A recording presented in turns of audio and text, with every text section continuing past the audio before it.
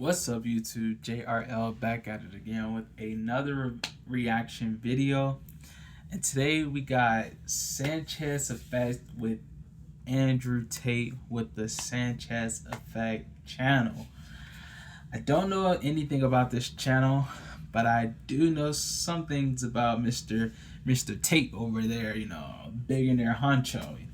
That's what I'm gonna call him throughout this video. Billionaire honcho. Billionaire Tate, Top G Tate. If you know, you know. Type B. So, I'm not going to bore y'all with a long intro today. We're just going to jump right into it. All right, let's get it. Just like that, right? We're actually inside Moscow. A lot of people don't know this, but Moscow is surrounded by beautiful golf courses and country clubs. Many of them designed by the big names like Jack Nicklaus. This one in particular is Festival Golf and Yacht Club. It's one of the most beautiful places, just a little bit north, outside in the lake area of Moscow, on your way to St. Petersburg. It's absolutely breathtaking place to come to, and from time to time, I even like to come out here and try and hack my way around a golf course. Usually not with a lot of success, but I want to thank you so much for being with us. As I have told you before, we have really been gaining an audience lately. We're reaching that 20 million mark per week now in all of our socials, and obviously with don't forget to like, comment, and subscribe while you at it. Come on now, let's get this channel to 100 subs by the end of the year. I'm trying to hit 100 subs by the end of the year. Come on now, can we do that? Can we do that? Westerners and famous Americans who have come to Moscow for Spieth. We brought you the interviews with Scott Ritter and George Galloway. Who is George Galloway? It was really a good interview, I thought, to get that perspective. There's one person that may, in a certain way, top them all, because he is very much in the news. Because I don't.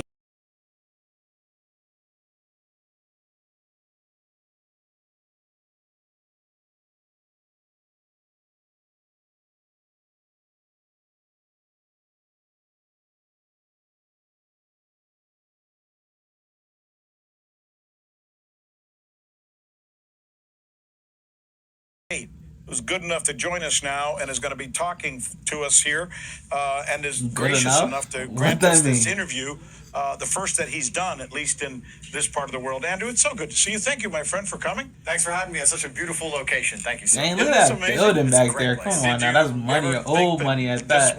That Moscow would look like, Russia would look like this? Russia, perhaps. Moscow, no. But it seems that Moscow has it all. Great food, very nice place. People have been very hospitable. Really glad, happy with my visit so far. Yeah, we're glad you're here. And let's start with, I guess, get the poison out of the way, because I know you've been going through some very difficult times. The fact that you were jailed in Romania seemed to be a shock to everyone around the world. I know the first time I saw it, I said, what is this? Yeah. So let me just ask you straight out. What was that like? What's it like to be one of the most recognized influencers in the world in one moment? Next thing you know, I see you in handcuffs being walked out. And what was jail like? So it was a matrix attack from the beginning. I said that when I was being walked into jail. I said it was a matrix attack, and the primary objective of it was to attach heinous allegations to my name so that people talk about the allegations instead of my ideas. I think that in the Western world especially, there is a very serious concern regarding revolution, and they want to try to keep a control on the young masculine men of their populace. And if you have a message which is counter to any of the messages they push, then they have to make people talk about something else other than your ideas. So I was politically attacked, and the idea was to smear me, the wrap-up smear, to smear me as something I wasn't. I wasn't the first person it happened to. Unfortunately, I won't be the last, but I think that mentally, in many ways, I was prepared for it. Although it was very unfortunate, although it was very difficult, I knew that my influence had gotten too large and something was going to happen. When you were in jail, because I remember when that story broke out, I was like, first of all, I was like, who is this guy? First of all, I was like, who is this guy? And why is he going to jail? Like, I seen him before in clips and stuff like that, but I didn't pay no mind to it. But after the jail, I was like, dang, they sending this man to jail for what? And then it was like, and I was like, I don't know if you could say it on YouTube, so they may say it, but I'm not. So, but yeah, I didn't know what was going on. But then I dived into him, and I was like, he doesn't seem like the type of person to do such a thing. And he spits all this, like I don't want to say motivational, but it is motivational. I don't know. It gets people going. It gets people up and pumped. It gets people on the grind for their day. I know it gets me on my grind. So all this motivational speaking to get young men to pursue their desires and be the top of the food chain and not be this depressed, lonely sack of poop. His message he stood for was just really backing men since he is a man. So ever since then, I was like, okay, I rock with this dude.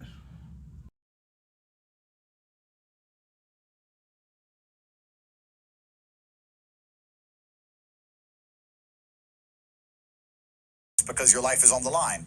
But you exist inside of your mind. And it's really, truthfully, and a fantastic chance to test yourself and prove to God and everyone around you and your family and everyone who's on the other end of the phone that you are the man you say you are. You exist inside of your mind. You can be happy because your mind's decided to be. You can be sad because your mind's decided to be. It doesn't matter what's happening to you externally. Truthfully, the secret of the world is the only thing you can control is your state of mind. But you well know, both of us do. We're both people who've lived in this world long enough to know that we all make mistakes. Of course. And there must have been some thought process in you at the time where you must have had some regrets about some of the things that you may have done. Did you? No, because I didn't do anything wrong. I never broke the law.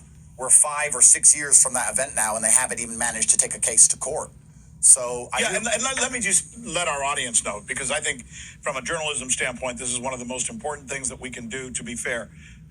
Andrew has not been found guilty of anything. I've been tried. They can't even take it to court. Right.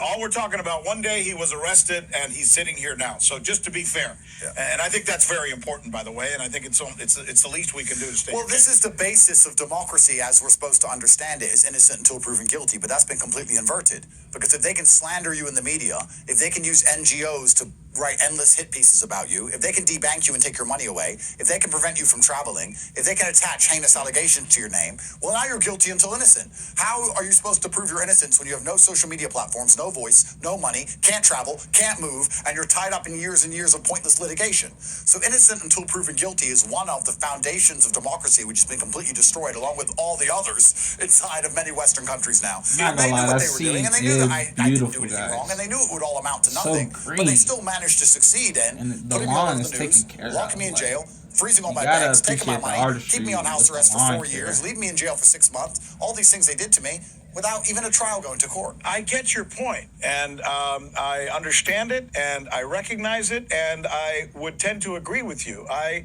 Our country, the United States of America, I think you hail from the United States of America as well, right? Our country has turned into a very lawless place. Yep. There is not a single member of Congress, with the exception of maybe Thomas Massey and a handful of others, who are not on the take. They are legally allowed to be bribed, and judges are all bribed in the United States because they take money from big law firms and then they decide cases on behalf of those law firms. So yes, the system, Andrew, is absolutely corrupt, and you make your case is strong in that regard. But before we leave this, I do have to ask you, forget the law, forget whether you're guilty or innocent, and right now you're absolutely innocent because you simply have been charged, which means absolutely nothing. As a guy who's very different from you in lifestyle, I'm a guy who's been married to the same woman for 36 years. I've got four beautiful kids. Congratulations. I've got a little granddaughter named Serena, who I adore. So I have a different lifestyle than you do. Some of the things that I've seen that you've said regarding women seem mean. It just seems like you've said some things. Why would you say things like that? It makes it sound like women don't matter as much as men do when you say those things. And I think that's a large misconception because a lot of the things I say, they gender, especially in Western media when it's not a gendered argument. I spend 99% of my time talking to and about men. I talk about how you should avoid dishonest men. You should avoid men who do not take accountability. You should stand up and you should be a good person to be honorable to those around you and pay your debts and pay your dues. Like I I talk said about earlier. men all the time. Yeah. The second I say stay away from dishonest women, I'm a misogynist. And this is a simple tactic that the Western media uses, and they deliberately use weaponized virtue to take something I say, gender it, and try and pretend I'm something I'm not. Because if they call me a misogynist, nobody talks about my ideas. They just simply talk about what I'm accused of. That's fair. So let's talk about your ideas then. Sure. I mean, some people say, well, what is his shtick? His shtick is he empowers young men. How do you do that? What is your message? I think the system is broken. I think the very simple path that young men have always traditionally followed no longer functions and works. We look at a world which is very chaotic now, and that's because most young men in most nations across the world feel lost. You used to wake up and be born, and you knew your family last name, and you always lived in a particular town, and your dad had one job his whole life, and you had. And I think it's funny it says exclusive up there, and I'm right here. But anyway, I think a lot of people, because me personally, I was one of those people, you know. But I think the essence, the reasoning behind, you know, young men feeling lost is because the people you see that goes down their path and they make it big, you be like, dang, like, so if I do this, then I can make it big. But it's like, no, you have to do strictly what you have to do. You have to do the path that's laid out for you. And this is where you get lost in, because you have this idea of when you're young, like what you want to be when you grow up, the route you want to take there, and you know the things you just want to see. Like, I'm 27, right? But when I was 16, I thought completely different. Like, some of the nuances were still there, some of the similarities were still there, but it's a big difference from then. And it's just, to answer his question, it's just like you see all these people doing all these beautiful things, like they're living their life in a fashion that's, you know, good for them, and it's just like, wow. And we all know, or at least we should all know, that even though social media is just a highlight of your life, now you have streaming. When you stream all, now you stream all portions of your life, right? So when you're streaming all portions of your life, people can see, like, when you get upset, when you're happy, when you're mad, when you're ecstatic, you know, all these different emotions. And it's like you get the attachment with that person. So streaming changed the game now, which is insane. Going live is insane. That going live with streaming is like the news for the old people back in the day when they had breaking news. Breaking news, this happened, this was live, this was in the moment, it was broadcasting, and you know, everything. But now it's like I'll go live, and now I have an audience, and my audience can tap in all the time when I go live, you know. Not me personally, but for the people that do that. I'm not saying I won't do it in the future. I'm just saying, me currently right now, I'm filming a video, so you watch this on the replay, not in the moment. Because right now, I'm in the moment, you know. Blase, boo boo, bing, bing, bing, gotta, whatever.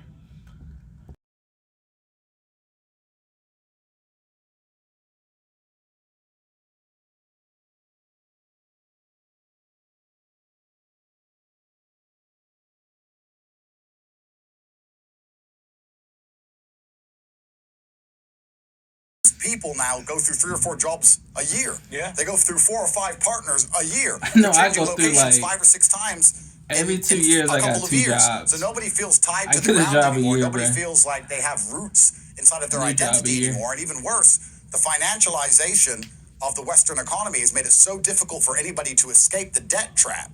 You add into the fact that most young men, no matter how hard they work, cannot save enough money to ever own a house ever. Yes. So when everything's transient, everything's moving, they understand they need money because they see it on social media. They don't have any. They become lost. And once you become lost, you either totally give up and start watching porn and smoking weed and playing video games, or you become radicalized in the opposite direction and become a very dangerous person. So we have a very lost masculine youth. But what you just described would account for that's not just men.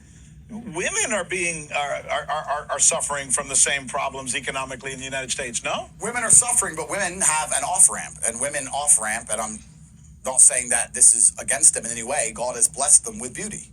And if you're a beautiful woman or you're an attractive woman or you're prepared to have children with a man, you could probably find somebody to take care of you. But as a man, you need to take care of her, take care of yourself, take care of the house, take care of the kids. You're a man. Yeah. You got a lot to do. And it's becoming harder and harder. You know, inflation and taxation completely eradicates anybody's savings in real time. You can't save money. It doesn't make sense to save money. By the time you save for 10 years, you have less than when you began with. So my message always to the masculine youth, the reason I became so popular was I gave a new blueprint to escape, because the blueprint that was being given by the people of the generation above, just save your money, just buy a house, just marry the first girl you meet, all these things, they weren't working anymore and people felt lost. And I think that's why I became so popular. I understand that point. By the way, before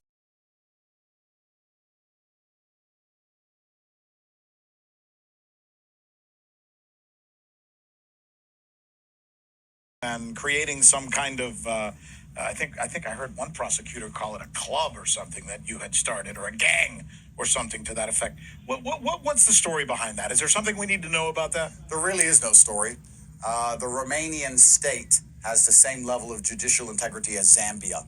So anything they say we can take with a large pinch of salt. Yeah. Do I know women? Yes, I'm a full-grown man. Do I know men? Of course. Do I know people? Yes, I'm a famous man. I know people. But if I had ever hurt anybody, especially with how hard they've tried to put me in jail, I wouldn't be sitting here right now. Is the Romanian justice system in some way here? I'm trying to figure out the best way to ask this question, because I know the arms of our government and Western governments reaches very far.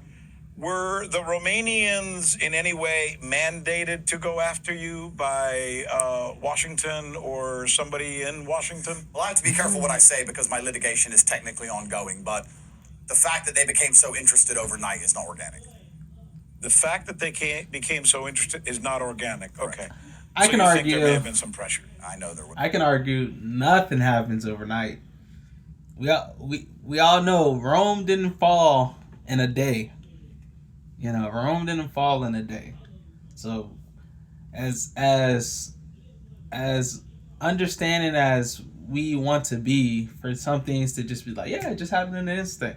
We gotta look at the facts. It didn't just happen in a day. You know, somebody premeditated this belief. They sat on that belief. They shared that belief. The person they shared that belief to got interested in that belief. They studied that belief, meditated on that belief, and, you know, so forth, so on, you know. And it's the government, so you know it's multiple people in the government. You know, you can't just fall by one people. You know, one person don't control the government. That's what I'm trying to say. One person just don't control the government. The government is a conglomerate of people. So one person felt like they were slighted. That person added another person because they was buddies. And that buddy found another buddy of theirs, added 8 more buddies, and boom, boom, boom, boom, boom. So I can't say I don't agree with him. Like, it didn't happen it didn't just happen overnight, you know. This was premeditated. Come on now. We got to look at the facts.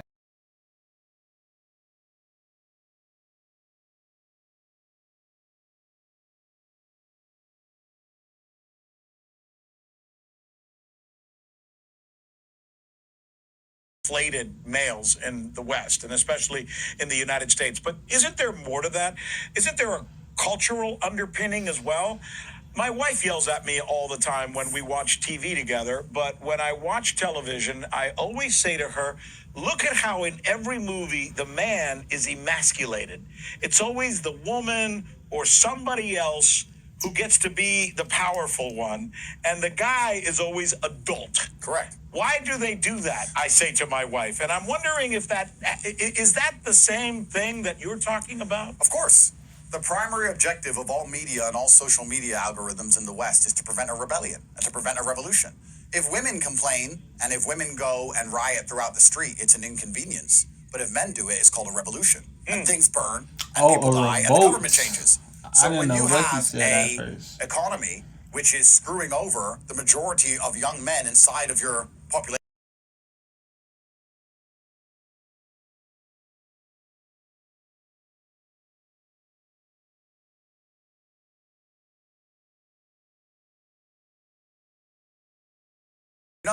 in countries which are very patriotic, even Russia, for example, and I'll make this clear, I'm a born American, my father served, I am an American, I love America, I'm unhappy with a lot of their policies and a lot of the things they're doing, but I'm an American. And this is my first time in Russia and I'm visiting, but you see that Russia is a very patriotic nation, and they don't fear having a masculine population because masculinity and patriotism go hand in hand. And Russia, to a degree, is a sovereign state where you know that if you have patriotic masculine men, you're going to protect Russia. But the problem is that a lot of other Western countries across the entire globe now,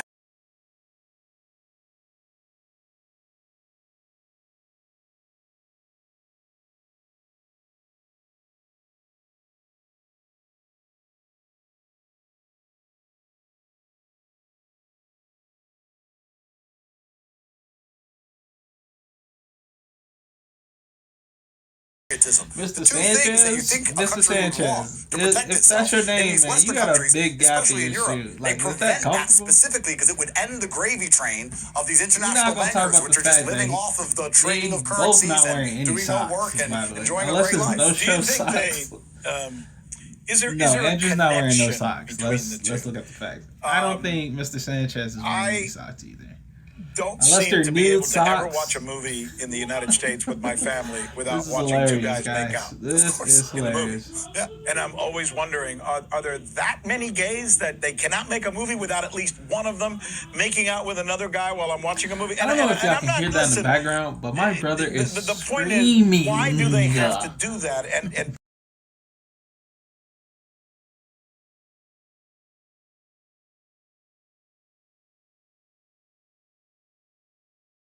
because they knew that they're going to introduce a new language, a new culture, and they didn't want people growing up in a place where they felt alien and foreign because they were going to cause a rebellion. So they just fixed the problem at its roots and murdered all the young teenage boys and got rid of all the military-age men.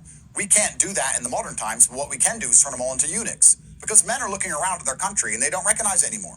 They don't recognize any of the things their parents are talking about. They don't recognize the culture they're watching online from only the 90s, not even too long ago. They don't recognize the street they grew up on. They don't recognize the school. They don't recognize the person next to them. They don't recognize anything.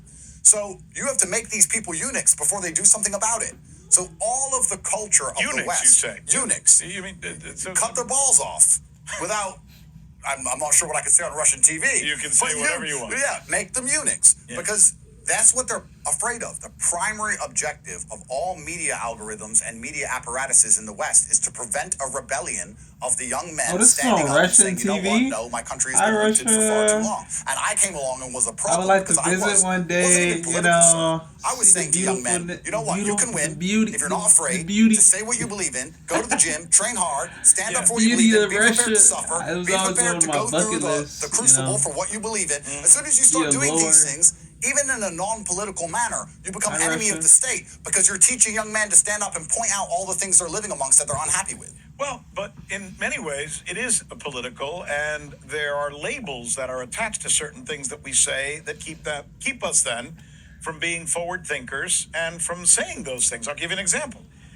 Once again, I'll blame it on my kids, and I love my children, but we have good conversations in our household from time to time, and my kids will accuse me of being a racist, an anti-Semite, a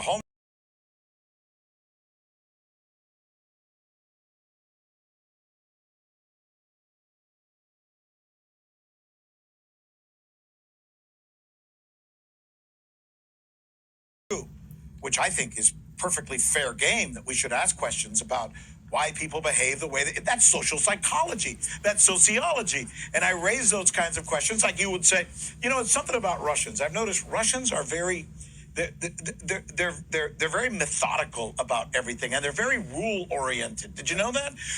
Oh, you're making a judgment about Russians. That's discriminatory. Why? No, that's my observation about Russians. Right. But and oftentimes my kids and others in America will say, don't go there. Don't say that.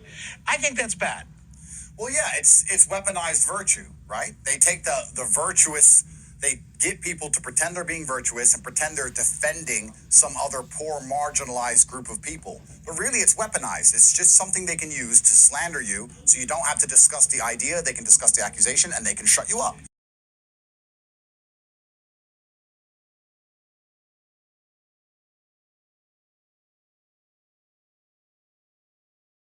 Trying to say earlier that you saying mean things about women, so that's his observation. And they're just going to say in the news repeatedly that I'm a misogynist, even though I have daughters, even though I have loving relationships with women, even though I've never been convicted of a crime against women in my life ever. Yeah. They're just going to keep labeling me with this over and over again because it is weaponized virtue. But is there anything wrong with a woman who happens to bring the money home and the man decides to stay at home? Let's suppose some dude decides to do that. He sounds like a great guy. I mean, he's living a good life, isn't he? But unfortunately, life as a man, we have obligations and duties, and most of the time we end up getting lumbered with paying the bills, and I think this is the way it should be.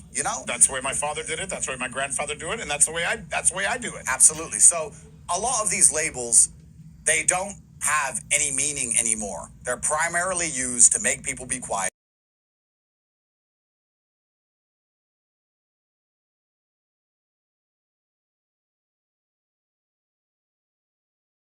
Where the veil is almost completely off. We used to, not too long ago, I really feel like 15, 20 years ago, the apparatus, the matrix, the people in charge, whatever you want to call them, they were really concerned about people at home knowing they were lying. They tried very hard to make you believe they were telling the truth. But now they've reached this interesting stage where they're just kind of like, we don't care if they know we're lying. We don't care if they know we're making it all up. Just put it out there.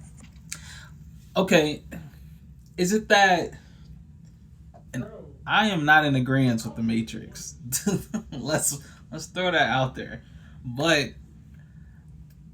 we gotta remember, this is everybody's first life living. No matter how you want to shape it, this is everybody's first life of living. I'm a challenge. I'm gonna say, let that be next patch, bro. What if they just don't know?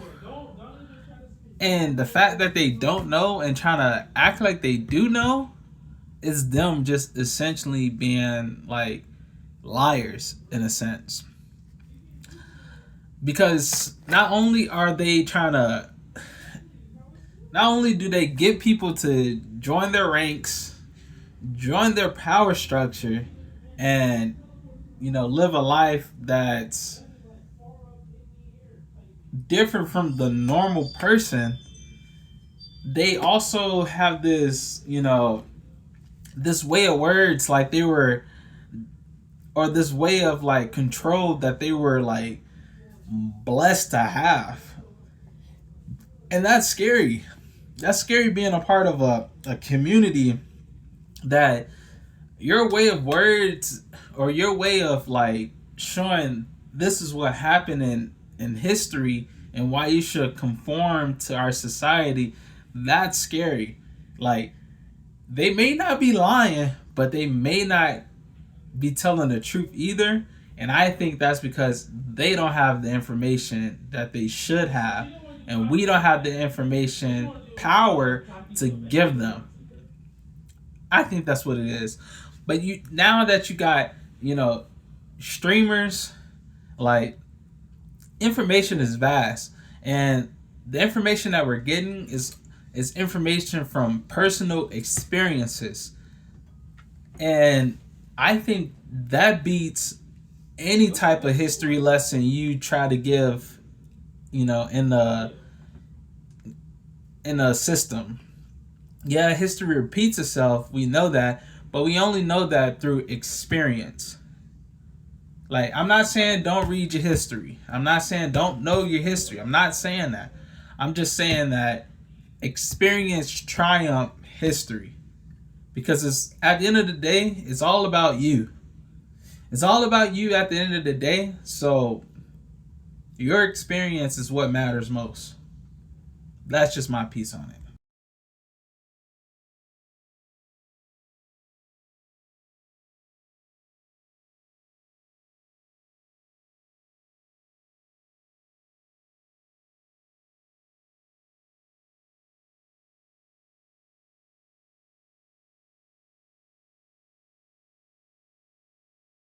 And out on a nice golf course. It is really not what they say it is. Russia is in many ways what America was when America came out of World War II and started feeling good about itself because it had overcome. Yeah. And I get that sense in Russia because the 90s was hell here. It was horrible. Yeah. They came out of communism and, How long have you been there? Came away from the Soviet era, and they tried to start something new, and they had to work through it.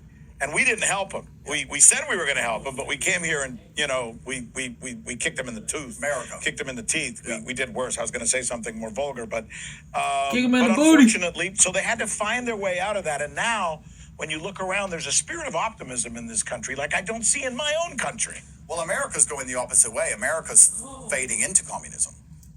New York City just elected a communist mayor, and I saw a lot of people in the conservative circles very upset about this and complaining about this. And I tied it to the message which I had highlighted before. If young men stand no chance of ever owning a home, capitalism is for capitalists, and they don't have any capital. Yeah. So what are they going to vote for? They're going to vote for socialism. And we're seeing socialism being voted for across the Western world now because the entire financialized system, somebody said something to me really interesting, and it's long, so I won't talk about it, but it was talking about consumer capitalism against financialized capitalism and saying that traditionally, 10 or 15 years ago, if you wanted to get rich, you'd open a factory and you'd make cups and you'd sell cups, and that's how you made money. You had a profit on each item and you made money. But now they're saying that you can't open a factory and make cups anymore because you can't compete with China. And if you do open a factory that tries to sell cups, you're going to be competing with Amazon and all these monopolies. You don't stand a chance anymore. So the only way to make money is to take money. Or some hedge fund will buy it from you and immediately it'll be gone. They'll lowball you. And if you say no, they open up next door. Exactly. And they put you out of business, right? So the only way you can make money now is to turn money into money via the stock market, which of course gives more power to the monopolies, which means you have to have money to make money in the first place. How do you get your first money now? Yeah, This makes it even harder than ever before. But here's the thing. I don't call it communism. I mean, I don't the think internet, by giving it a label we describe it or make people understand it I'm properly. I think what it is a system where nobody gives a crap hundreds about of thousands of millions of miles. mountains. And essentially, it is some very powerful people, and every day there are fewer and fewer of them who are basically running the lives of the rest of us, and that's not good either. Yeah, and I guess that also ties into where I was saying that young men are lost because they're lost financially. They can't see a way out to make money besides gambling or getting lucky in some regard. Yeah. They're lost politically because they believe their vote doesn't count because all of the politicians are bought and sold and the entire system runs on money. Mm-hmm. They're lost romantically because they're a 19-year-old boy and the 19-year-old girl they go to school with is in Monaco on a 50-year-old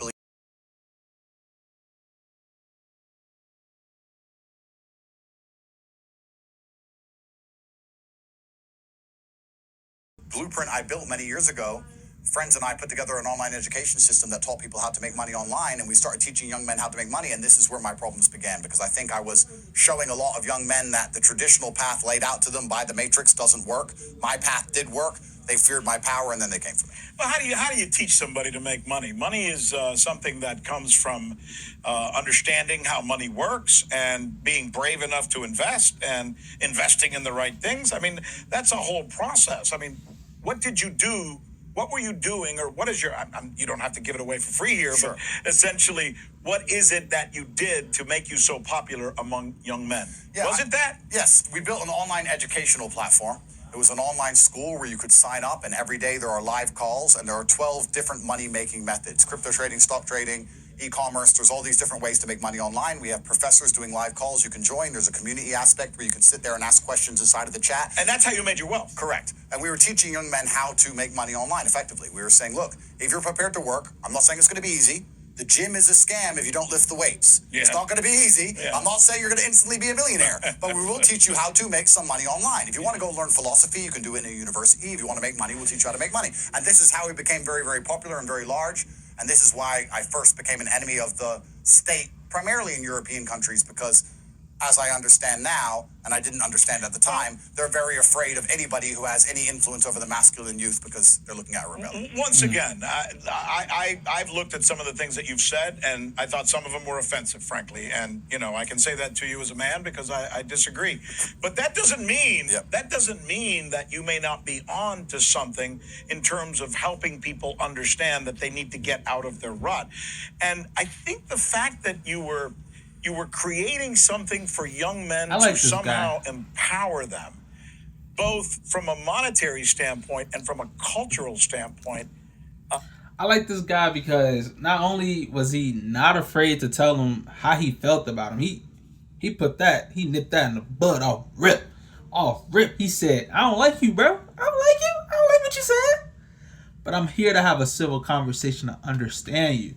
And that's where the power of conversation starts. The power of conversation starts when one person and another person, or a debate, I guess you can say, but one person and another person can sit down, not like each other, but have a civil dispute with one another to gain understanding about character, integrity, perseverance, law, civilization, you name it, whatever it may be, And I like that he, is staying essentially 10 toes down on his belief, but still is willing to have an organized conversation with the guy. So, with the billionaire honcho, you feel me? That's the billionaire honcho.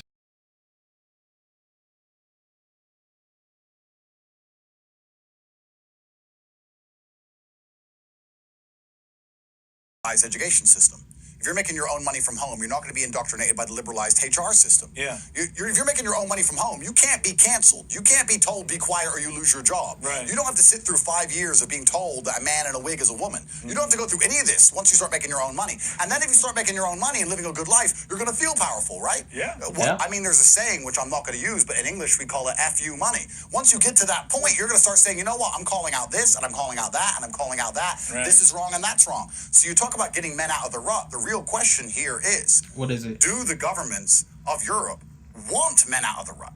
Yeah. Do they want men out of the rut? Because the second they get out of the rut, what are they going to do? They're going to try and take the countries back. They don't want men, they want mice. Absolutely. So we have an organized system with NGOs, charities, culture, Netflix, porn, weed, gambling, whatever you want to call it. All of these things are deliberately suppressing the masculine spirit so that a man is nothing more than a shell of himself, a tax slave, sitting in an office, scared of a HR department, threatening to get fired every 5 minutes, sitting there watching his country go down the pan. And that's what's happened. And that's why I got in so much trouble for pointing that out. So Join Google Fi Wireless and get 50% off any perfect place to pause, because that was a lot just being said right there, a lot being brought to the forefront. He was saying essentially, when you have the ability to make your own money, you don't have to abide by social forms, social commodities. Because you are the social commodity. Everything that you say, everything that you do, it's up to you to have that and be that under that umbrella. It's up to you to be under that umbrella. So that umbrella you hold, that money making umbrella you hold, is you bouncing off all the social and liberal and conservative and independent and whatever it may be, that capitalist, communist, consumer BS, whatever it is you was doing to make your money before. If you make your money just solely by yourself now, you don't have to oblige by none of that. But if you want to, that's your prerogative. So that's pretty much what he was saying. So that was a good place to pause it at.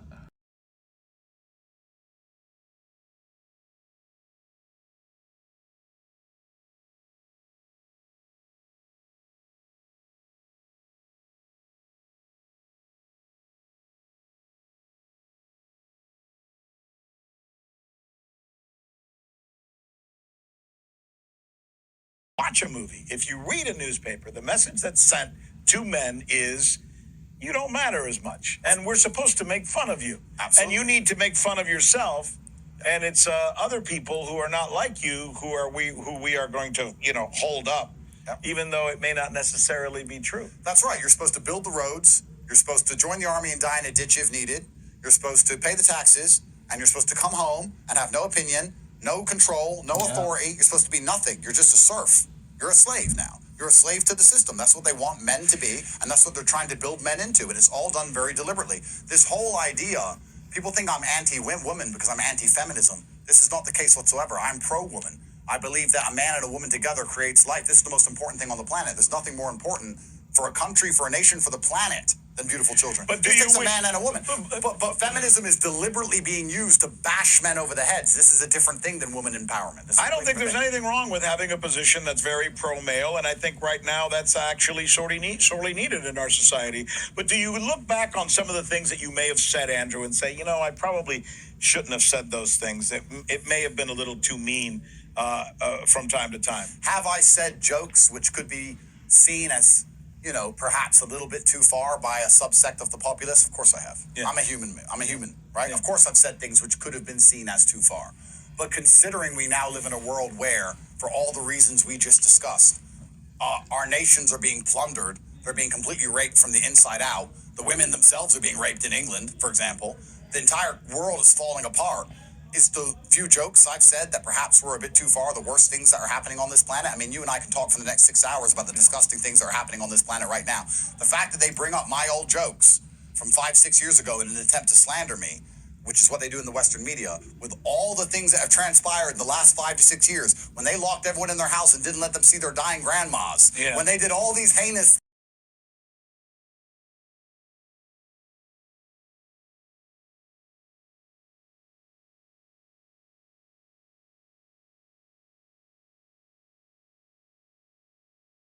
Well, I'll give you an example. Sure. I'll give you an example. Let's talk about one level. right now. Thomas Massey was just taken out. Yep. He was literally just an entity, and I think I know who that entity is, said, we got to get him out of there. What's it going to cost? I think $32 to $34 million. No problem. Where do we need to put the money? Kentucky. Where's Kentucky? I don't know. It's some state in the United States. Get it done. And they did it. Yeah.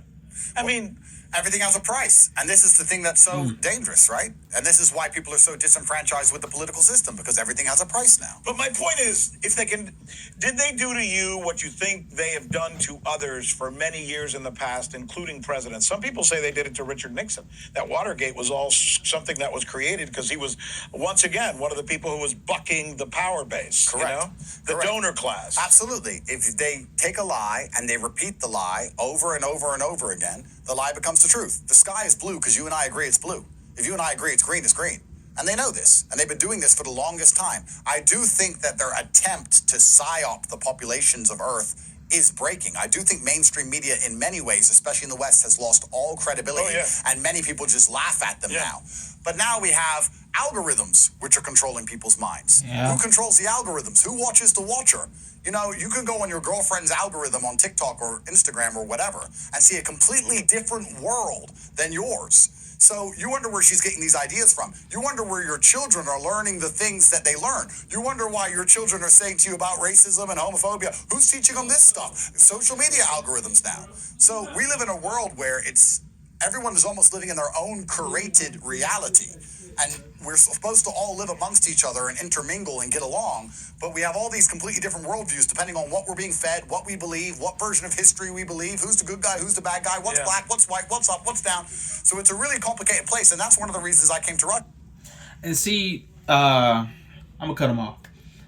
Before social media became, as vital as it is now, I think I heard somewhere from, I think it was Gary Vee, actually.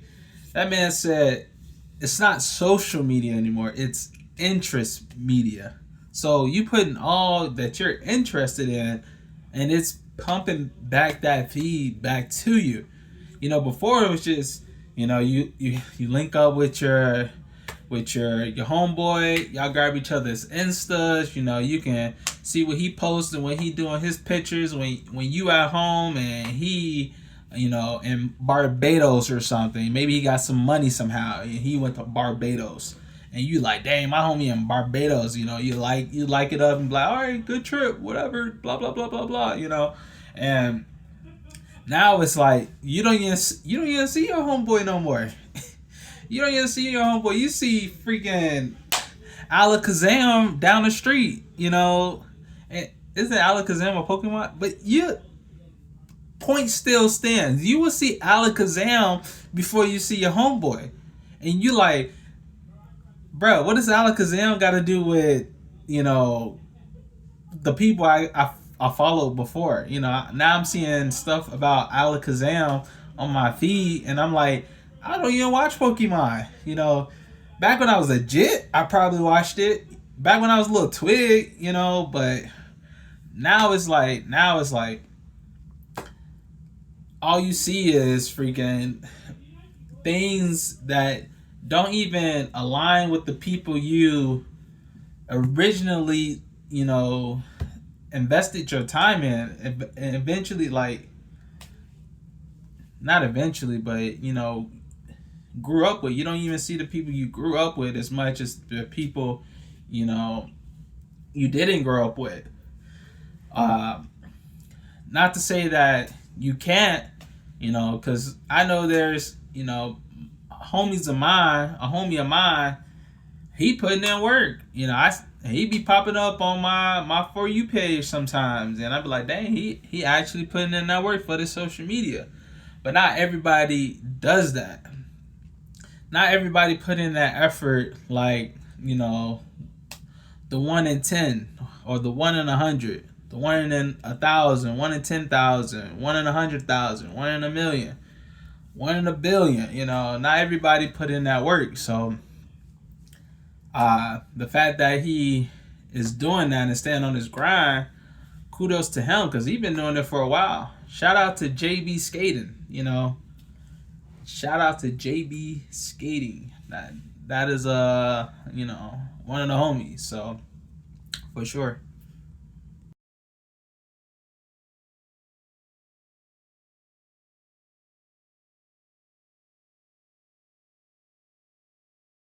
Right? It's kind of like we're going back in time where the only thing you can trust left is your own eyes, your own feelings, and personal interaction. And I will tell you this about Russia. There's a lot more unity here than I see in most other places. There's a real sense of cohesion. And by the way, you're perfectly fine being gay in Russia. You can be trans in Russia. You can be whatever you want to be in Russia. What you can't do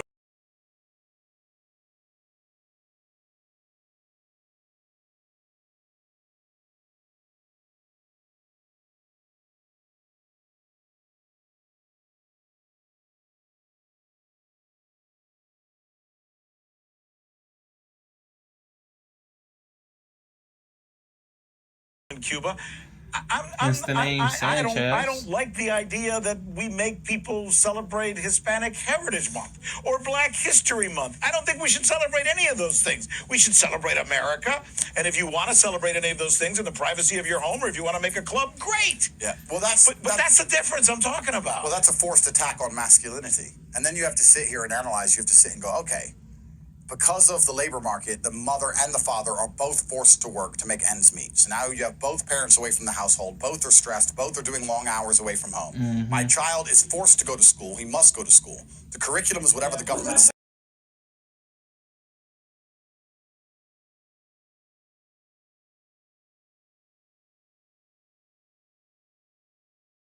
It all depends on what the AI has decided for this particular individual. So you're sitting there and going, okay, I get 20 minutes a day with my child trying to counteract 8 hours of school brainwashing, 6 hours of social media brainwashing. I get 20 minutes when I'm already exhausted. I'm fighting the most powerful entities on the planet trying to keep my child sane. Is the kid even yours anymore? Like, you get to a point where it's completely, the world's lost its mind. Then I came along on social media telling them, listen to your parents. That was one of my primary messages. My primary message was, do what your parents say. That was one of my primary messages, which got me in trouble in the West because they knew that their parents would tell them to think differently than they're being told to think everywhere else.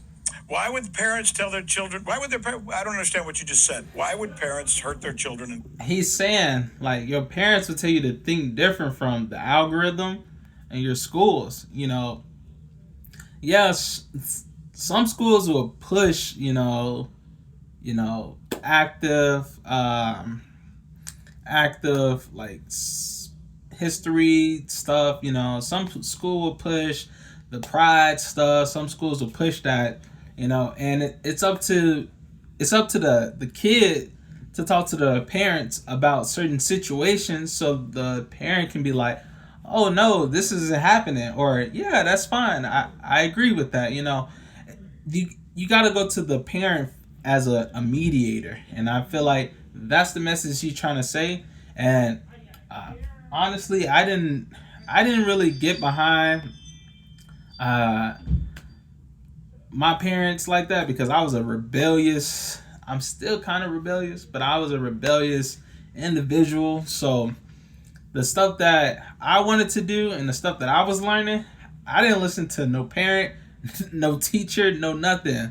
I just wanted to do what I did because I thought that was essentially the path I was supposed to take.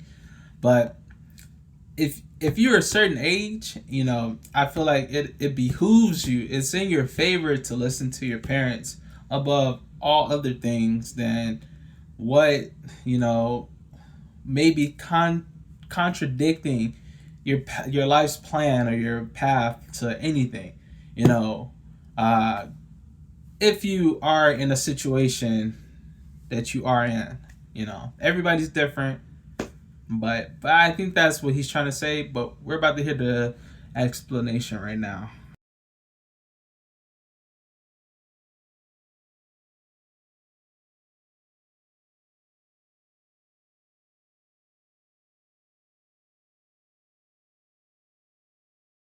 Because their experience will probably serve us well. I think yes. I think if you carry a last name, your father or your mother, they had you to be a representation of that last name into eternity, and they want you to think like them to a degree. This is the whole point of family honor and creed. And I was saying you should obey your parents over school. If your parents say something and the school says the opposite, you should listen to your parents. Well, but we make fun of our elders nowadays because we think we know better. And not me, I am one of those elders. Me too, sir. I'm almost there. Yeah.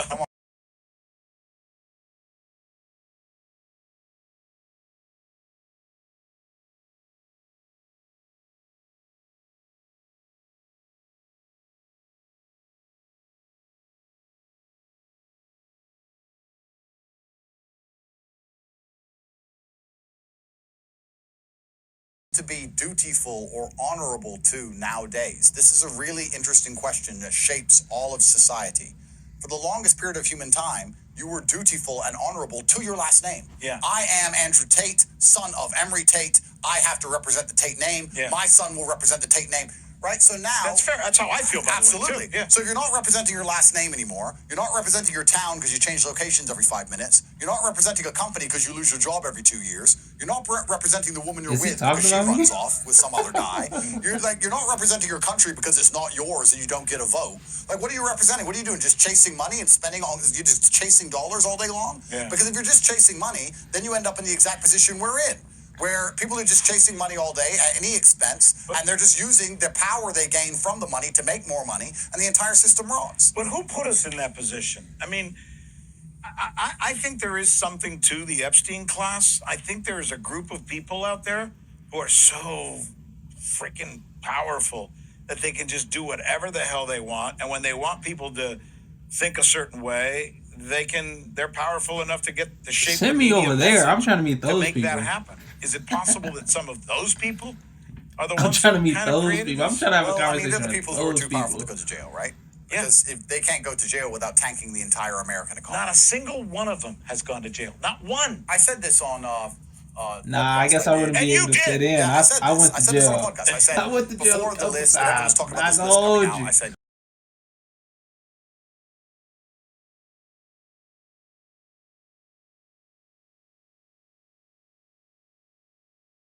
York City and Miami and Los Angeles. This is America, and money rules, and they're not going to allow stock prices to tank for something silly like justice or a criminal case or little girls. Yeah. So these people have too much power because the entire system is bought and paid for, and that's why, America is a very rich country, but it's very rich for who?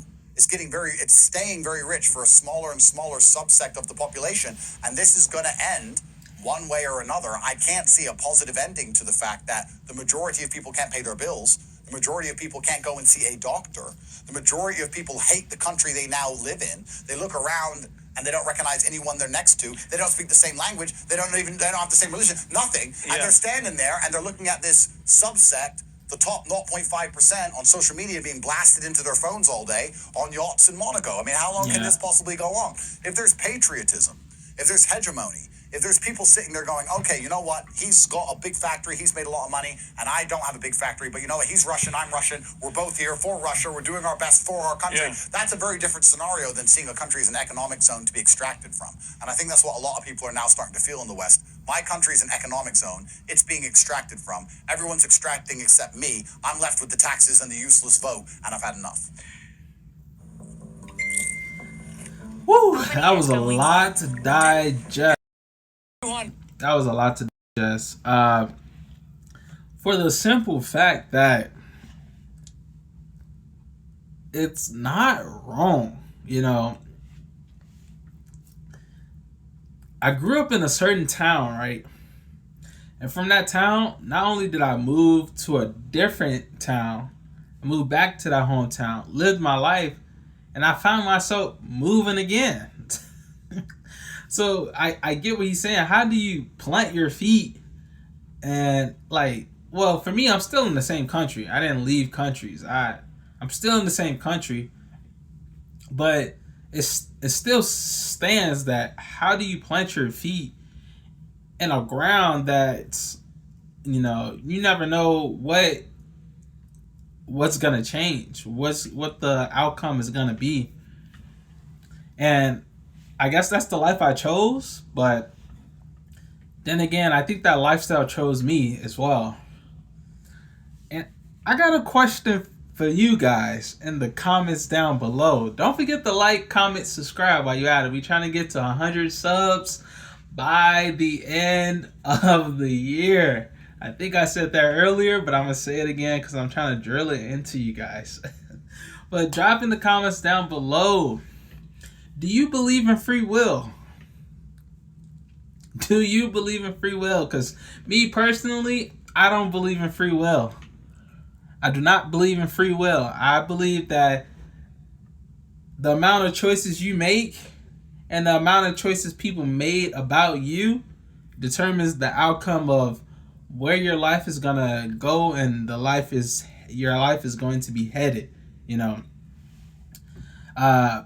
I believe there is a God, but I think that God dictates what you do in your life. Because I think it says in the Bible, they were talking about, you know, being in the womb, and he was like, I know what I have for your plans. I know my plans I have for you, or something like that. You know, come on now. If you know your plans for me, that means I don't have no free will, right? Right? Because you know the plans you have for me. Because if you know the plans you have for me, how does that say I have free will? You know? But it also say in the Bible too, I think sometimes that, you know, your choices is your choice. But I can't get behind the notion that, you know, I have free will. Especially if you're under the influence of anything. If you're under the influence of anything, you're not in control, first of all, 100%. You have some control, but you're not in control 100%. That's why they're called spirits. The spirits you dwell in take over your consciousness and limits your arrangement from other said, you know, outcomes. And that's my idea about free will. It does involve with time. So my answer about free will today is not the same answer yesterday, and it won't be the same answer tomorrow. And tomorrow never comes. So we know that.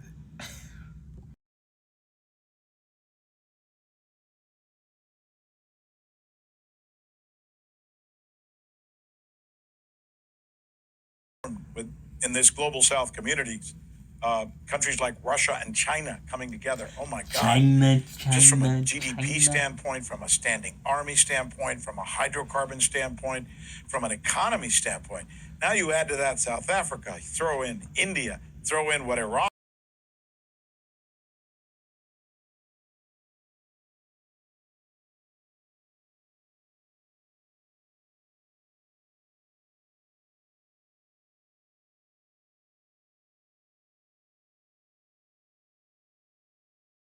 Splash. Unfortunately, they always go out with a bang.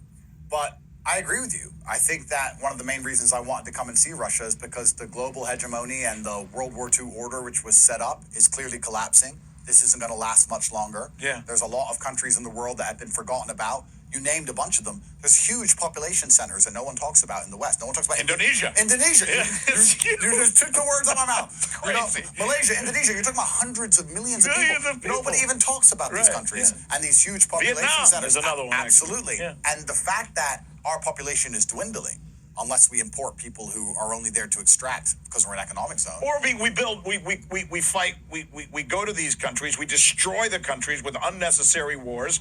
The people have no place to go, so then they come to these countries, and then we say, what are you doing here? Well, you destroyed my country. Well, we did it in Guatemala, we did it in Syria, we did it in Libya. Without patriotism, why would any person who is making money make less money for the good of the nation? And also, why would anybody do that if none of the other people who have power are doing it either? So we're in a real interesting quagmire, chicken and egg. Yeah. You need all of the people inside of America and Western countries to say, you know what, I'm going to take a 90% pay cut and do what is right for America. And I need not only me, I need the other 4,000 billionaires to do the same at the same time instantly. Otherwise, I'm just a sucker, and I'm going to lose and get replaced and get bought out. Yeah. And if you don't do that,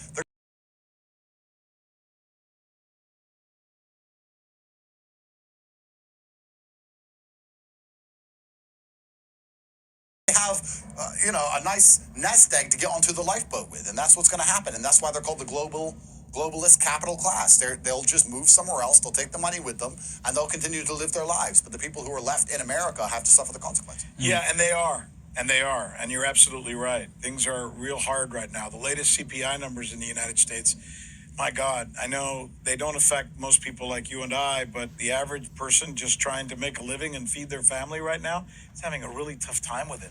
I mean, consumer goods are way, way up. Inflation, way, way up. Let's not even talk about the price of gas. Yeah. It's tough. And like you said, the average guy gets out of school. I'm old enough to remember where, my wife and I, after I graduated from the University of Minnesota, we started a family. I was able to buy a house for like $100,000. I mean, it was a nice house. Today, for $100,000, you can't get crap. You can't. That's true. I mean, you wouldn't be safe to leave your house. You wouldn't be safe to go outside if you find a $100,000 house. Yeah, right. So yeah, it's getting nearly impossible. And being tied to a home ties you to a location, which ties you to an interest in that town, that street, that district. You now care, right? You care about it. If you rent, you don't care. You move. You can move somewhere else. But if you are tied to a place because that is your home, you really do care about the curriculum of the local school because that's your house. Yes. So the fact that all of these homes are being bought up by huge pools of international capital, by huge hedge funds. What you just said is interesting, Andrew, because, as you know, I'm a journalist, I'm in media. What you just said is the same argument that I used for what's happened in our country. There was a time when if you lived in Kalamazoo, the guy who owned the local newspaper in Kalamazoo was your neighbor. Yep. And he cared about Kalamazoo. Yep. And the guy who owned, the nightly news station there, the local TV station we all watched. I used to be the guy who anchored the local station in Miami, for example. And it was... So it's funny talking about... local, what's the word? Local espionage? That's not the word I'm looking for. Local services. I'm going to just use that word for now. Local services. He's talking about local services. Me personally, yesterday was Wednesday. I volunteered at the church for the food bank. This is my first time volunteering in God knows how long. Volunteering, putting in the work, people coming in, getting their food, leaving, going out, the elders there, they sharing stories. And there was this one elder. I think his name was Doug. Shout out Doug. You know, he called me his phone guy. You know, his phone guy. He didn't know how to pull up reels. You know, reels he liked. You know, on his phone, so I helped him. And ever since then, we grew a bond. You know, with each other. So me and Doug talking, and he was like, "Yeah, I remember when the milkman, you know, had to come through, and you know, he gave us some milk." And I was like, "What? Milkman was real? Y'all really had milkman? I thought that was a TV adage. I didn't know milkman was really real. I didn't know milkman was out here actually delivering milk, bruh. There were real life milkmen. Come on now, that sounds like an amazing life. You out here delivering milk? Come on, man." And they took that away. I don't know why they took that away, but they took milkman away. He says cigarettes used to be 38 cents.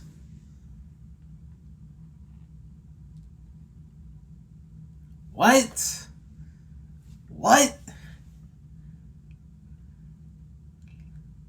Now I knew like back in the day, right, that their coins were made of silver. So they were paid less because the quality that they were paid in was higher. He told me his telephone bill was the most expensive bill. Out of all his bills, his telephone bill was the most expensive. Because they had to rent phones back then. He told me, and hear me out, there were no private lines.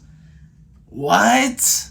You telling me Joe Schmo from down the blow was listening to me talk about Mo? Come on, bars? Come on, that was bars.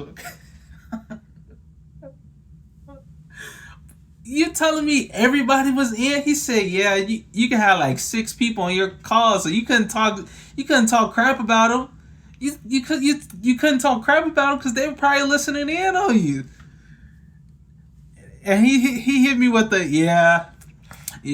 don't talk about this person. They probably listen, and they'd be in the background talking about, "I ain't listening."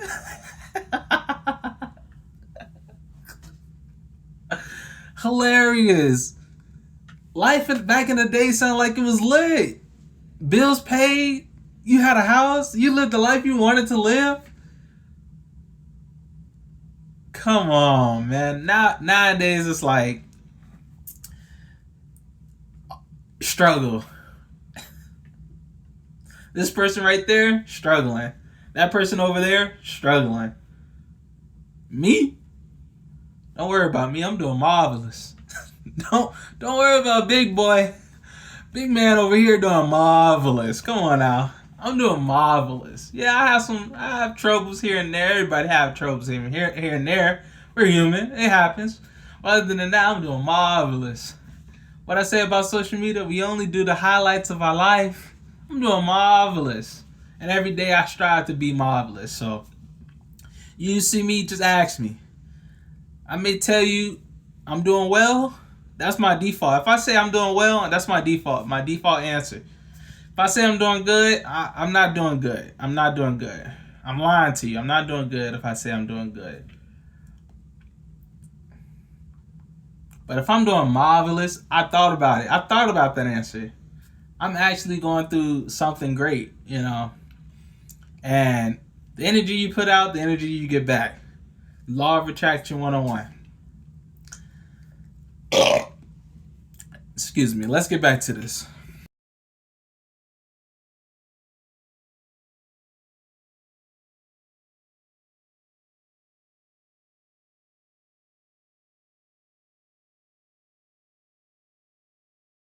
Regardless of the damage it does to the town it's in. They don't care. They want money. That's it. That's well said. That's right. You're not an economist, but I'll tell you, that makes a lot of sense. I'm not an economist, but I've been around, and I've seen a few patterns.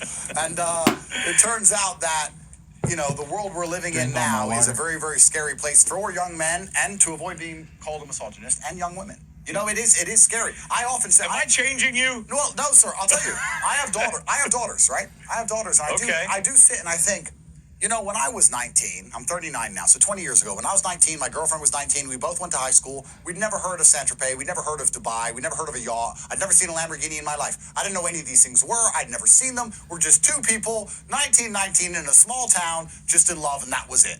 And now I sit and think, what's going to happen when my daughter gets to 17, 18, 19 years old, being constantly flooded with this excess wealth and seeing all these girls being bought all these expensive things. If only they go and do this whatever, God knows where. And I'm going to be the guy trying to stop her doing it. And I'm going to be the bad guy. And all the social media is going to be in her face all the time telling her this is how life should be lived. And, hopefully she's beautiful, so she's going to have a really blessed life and she's going to have a whole bunch of offers. And young women are just as lost as young men. And especially as the economy gets harder and harder. Young women just fall into the laps of these men with all this money. And this is how the world is now turning. You wonder why no one's having families anymore. If you want to grow a birth rate of a country, you need to concern yourself with the average man and the average woman, and then being able to afford having a family. You can't just have only the richest being able to afford to have kids. Yeah, I understand. In the end, though, I think one of the things that this all comes down to is the things that we should have had foundationally.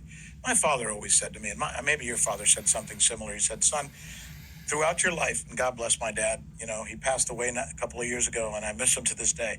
But he always said, everything in life is about your foundation. And if your foundation isn't good, somewhere along the line, you will crumble. And that's so true. And I think it doesn't matter what you believe in, but you have to have some belief in something bigger than yourself. I happen to be Catholic, and I'm a Christian, and I believe in God. And I believe in the things that are supposed to make us better as human beings, that are outside of just the things that are so mechanical and capitalistic. Yep. And not that there's anything wrong with gaining wealth, for example. Of course. But you got to have something underneath that. Yep. And I think in many ways, our country, we're losing our way because of that as well. I think the people running our countries could give a crap about God. Yep. And that's why they give a crap about the people who live in America. Absolutely. Absolutely right. And I think living for something larger than yourself is probably one of the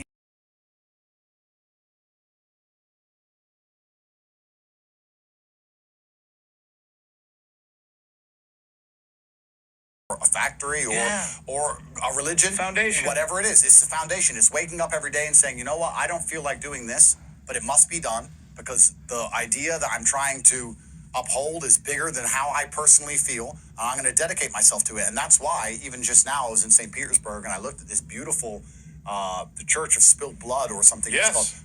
Absolutely beautiful. Yeah. I've never seen anything like it. Oh, yeah. It was amazing. And you sit there and think, people dedicated their lives to this building knowing they would never see it completed. They knew that the building was more important. They saw the building as bigger than themselves. They dedicated their entire living span of life to this building. This is such an incredible thing which is disappearing now, and ties into what I said earlier about people changing jobs so quickly, changing towns, changing sexual partners, changing whatever. Nobody even holds a point of view for more than 5 minutes anymore. Nobody is thinking about anything larger than themselves. They're all concerned with themselves and narcissism and the social media algorithm and what makes me happy right now. I don't want to do anything I don't want to do. How do I win? Right? And this is the world we live in. There's something weird happening in Russia. I don't know if you've noticed this or have read about it, but like we in America are moving away from religion in many ways, real religion, not political religion.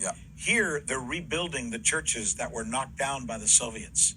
They're going in and rebuilding the churches and rebuilding communities around God and around Christianity. It's the craziest thing that I just didn't expect to see when I came here. But as long as, I've been here now almost a year, maybe a little more, and I've noticed that there's almost a burgeoning of religion here that you don't see in the West. And I think in the end, that's a good thing.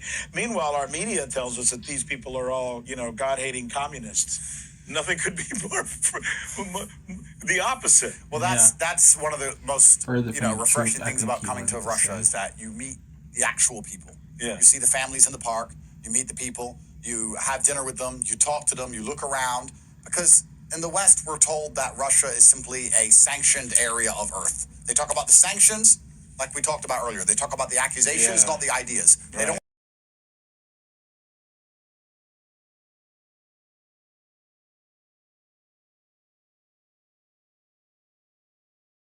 been elected. At this, wait, what? Jesus said to him, "Get away, Satan. Who are you, It is man? written." Nobody knows that.